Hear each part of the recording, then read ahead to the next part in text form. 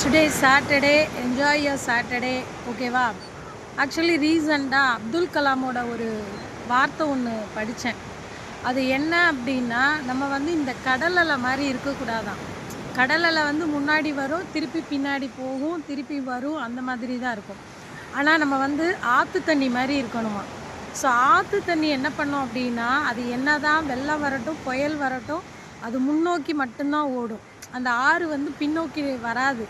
So அதனால் நம்ம லைஃப்பில் நம்ம என்ன தான் ஃபெயிலியரை பார்த்தாலும் நம்ம வந்து பின்னாடி வரக்கூடாது, முன்னாடி நோக்கி தான் போகணும். எப்பயுமே நம்மளோட ஃப்யூச்சர் பற்றி தான் யோசிச்சுக்கிட்டே இருக்கணுமே தவிர நடந்து முடிஞ்சதை பற்றி நம்ம யோசிக்கவே கூடாது.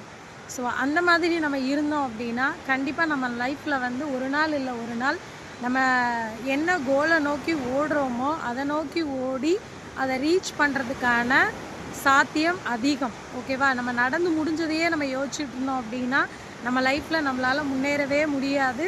நம்ம எந்த இடத்துல ஸ்ட்ரக் ஆனோமோ அங்கேயே தான் நிற்போம். ஸோ நீங்களும் இந்த கடல் மாதிரி இல்லாமல் ஆறு மாதிரி முன்னோக்கி ஓடுங்க. ஓகேவா? Always be positive. பாய்.